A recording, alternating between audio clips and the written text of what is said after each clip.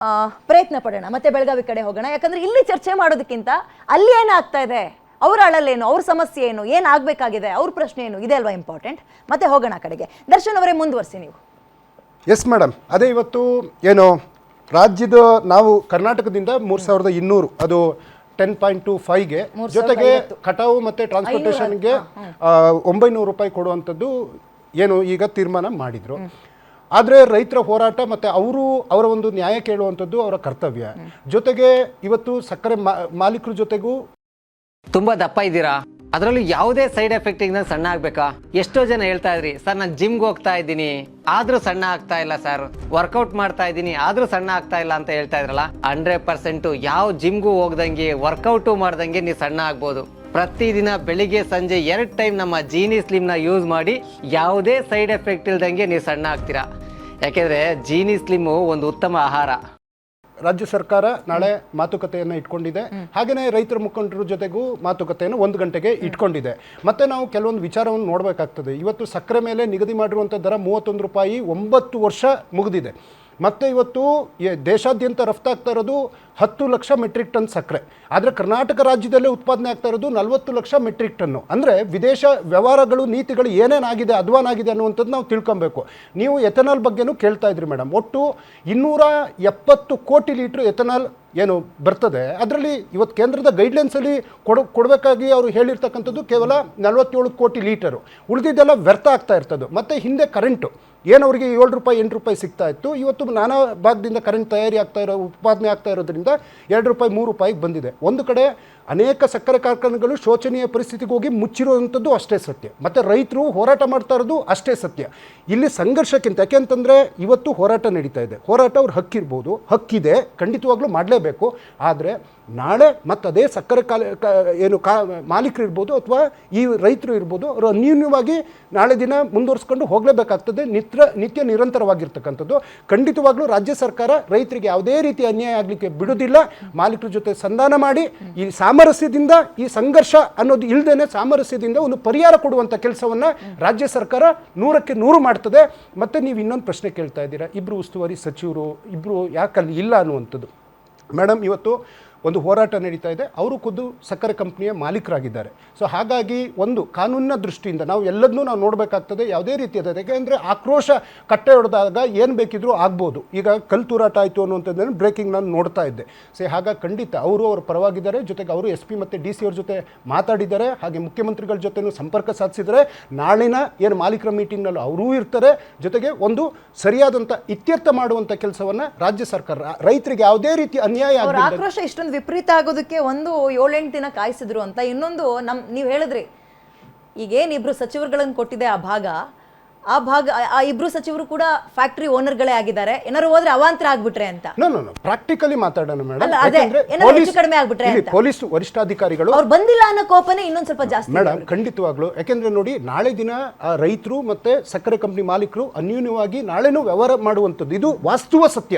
ನಾವು ಟಿವಿನಲ್ಲಿ ಎಷ್ಟೇ ಮಾತಾಡ್ಬೋದು, ಅವ್ರದ್ದು ಏನು ಅವರ ಒಂದು ಸಂಬಂಧಗಳು ಹಾಗೆ ನಿತ್ಯ ನಿರಂತರವಾಗಿರ್ತಕ್ಕಂಥದ್ದು. ಖಂಡಿತವಾಗ್ಲೂ ಹೋಗೇ ಹೋಗ್ತಾರೆ. ಮತ್ತೆ ಮಾಧ್ಯಮಕ್ಕೂ ಮಾತಾಡಿದ್ದಾರೆ. ಮತ್ತೆ ಎಲ್ಲೋ ಕೂತ್ ಹೇಳೋದಕ್ಕಿಂತ ರೈತರಿಗೆ ಜೊತೆಗೆ ಹೋಗಿ ನಿಲ್ಲುವಂಥ ಕೆಲಸವನ್ನು ಖಂಡಿತವಾಗ್ಲೂ ಸಚಿವರು ಮಾಡ್ತಾರೆ. ಇಲ್ಲಿ ಯಾರು ಹಿಟ್ ಅಂಡ್ ರನ್ ಆಗಿಲ್ಲ. ಜೊತೆಗೆ ನಮ್ಮ ಪಕ್ಷದ ಶಾಸಕರಾದಂಥ ಮೇಟಿಯವರು ಮೊನ್ನೆ ತೀರ್ಕೊಂಡ್ರು. ಹಾಗಾಗಿ ಮೊನ್ನೆ ಅವ್ರದ್ದು ಅಂತ್ಯಕ್ರಿಯೆ ಆಗಿ 1 ದಿನ ಡಿಲೇ ಆಯಿತು. ಸೊ ಕೂಡಲೇ ನಿನ್ನೆ HK ಪಾಟೀಲ್ ಇಲ್ಲಿ ಹೋಗೋದಕ್ಕೆ ಅನ್ನೋದಕ್ಕಿಂತ ತಾರ್ಕಿಕ ಅಂತ್ಯ ಅನ್ನೋದು ಕೊಡಬೇಕಲ್ಲ ಮೇಡಮ್. ಅಲ್ಲ, ಅಟ್ಲೀಸ್ಟ್ ಏನು ಅಂತ ಕೇಳಕ್ಕೂ ಹೋಗಿರಲಿಲ್ಲ. ವಾಸ್ತವಾಂಶ ಇರಬೇಕು, ಪ್ರಾಕ್ಟಿಕಲಿ ತಿಳ್ಕೊಬೇಕು. ನೋ ಮೇಡಮ್, ಇದು ನಾವು ಲಾಂಗ್ ಟರ್ಮ್ ಸೊಲ್ಯೂಷನ್ ಕೊಡ್ಬೇಕಂತಂದ್ರೆ ಕೂಲಂಕುಷ. ನಾನು ಕೇಳ್ತಾ ಇರೋದು, ಇವತ್ತು ಹೋದ ತಕ್ಷಣ ನೀವೇನೋ ಸಾಲ್ವ್ ಮಾಡ್ಬಿಡ್ತೀರಲ್ಲ, ಏನು ಅಂತ ಕೇಳ್ಬೋದು. ಮೇಡಮ್, 1 ನಿಮಿಷ.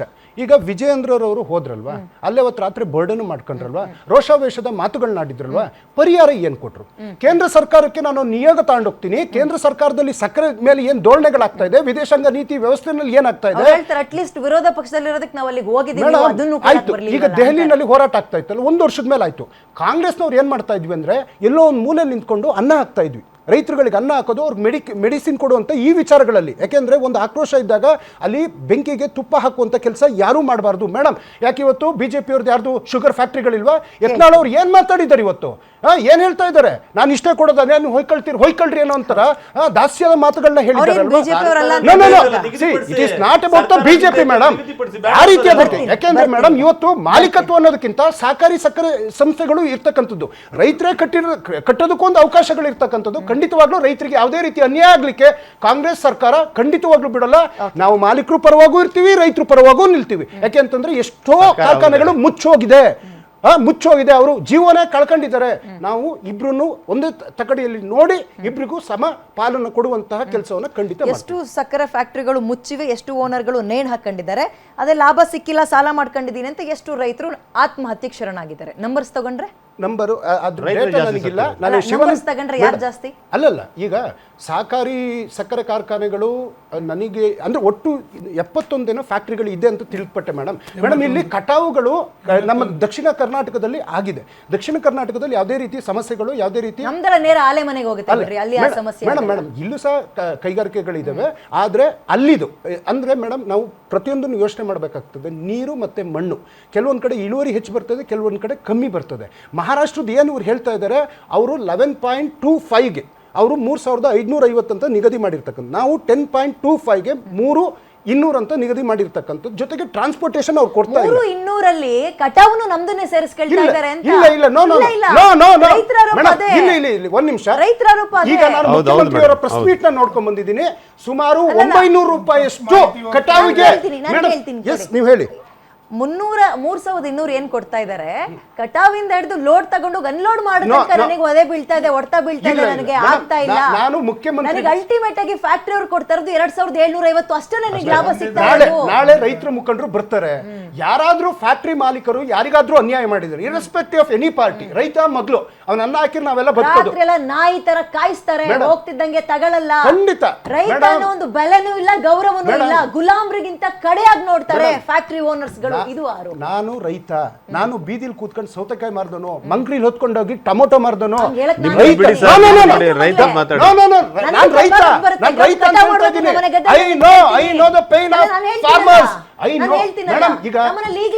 ಎಕರೆ ಹಾಕಿದ್ದಾರೆ. ನಾನು ನಿಂತ್ಕೊಂಡು ಮಾತಾಡ್ತಾ ಇದ್ದೀನಲ್ಲ, ಆ ನೋವು ಗೊತ್ತಿರೋದಕ್ಕೆ ನಾನು ನಿಮಗೆ ಪ್ರಶ್ನೆ ಮಾಡ್ತಾ ಇರೋದು. ಬರ್ತೀನಿ.